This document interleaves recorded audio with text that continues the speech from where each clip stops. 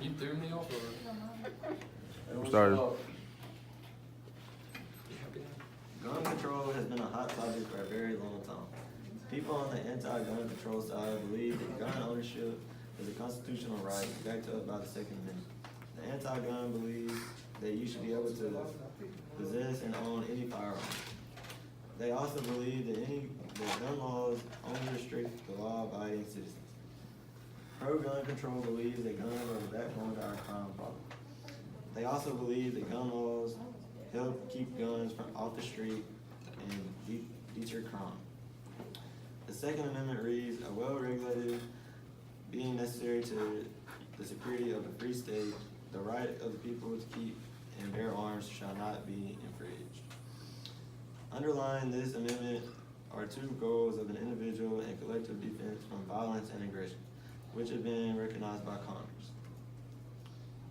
The Second Amendment should help secure people of the right to have a gun in their home.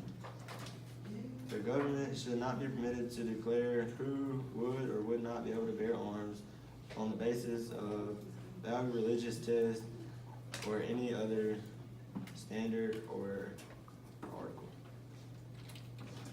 The first infringement on the Second Amendment came on November 30th, 1993, when President Clinton signed Brady Bill 1. The law required that there be a 5-day waiting period on all handgun purchases. The Brady Bill also banned semi-automatic rifles and other military-type weapons. The 5-day waiting period is supposed to stop felons from buying guns, but waiting periods do not stop felons from getting guns. Since 1968, it has been illegal for a felon to possess any firearm. Most of the criminals do not get their guns from stores. Most get them from theft or the black market.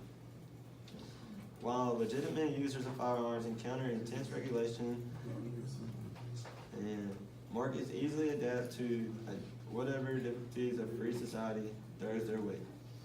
A study by Professor James D. Wright and Peter H. Rossi showed that 50% of criminals expected to get a gun illegally the same day they get out of prison. Brady Bills talks about recording and keeping track of guns for safety reasons. When people talk about the military, many people believe that the National Guard is our guarantee for a free state.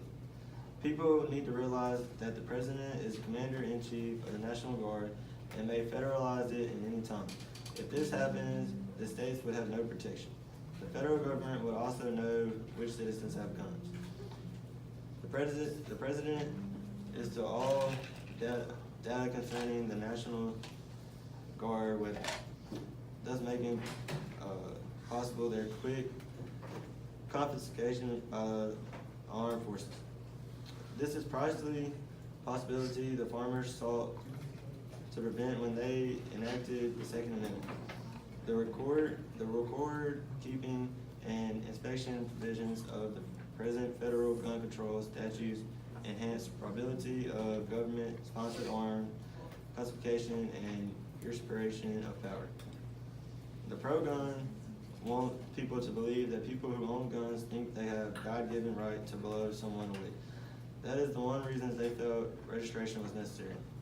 Dr. Harris did a study that pointed out that on average gun owners are better educated and have prejudiced jobs than non-owners. Later studies that show gun owners are less likely than non-owners to approve of police brutality, violence against dissenters, and etc. The latest purpose infringement of the Second Amendment comes in the way of Brady Bill 2. This law will require a state license to purchase a gun. To receive a license, you will have a background check and must be at least 21 years of age. Illinois and New Jersey already have laws like this in place today. It will increase the waiting period from 5 to 30 days.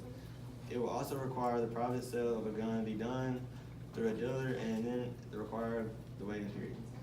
The bill also bans several types of ammo and several types of guns. The problem with the new bill is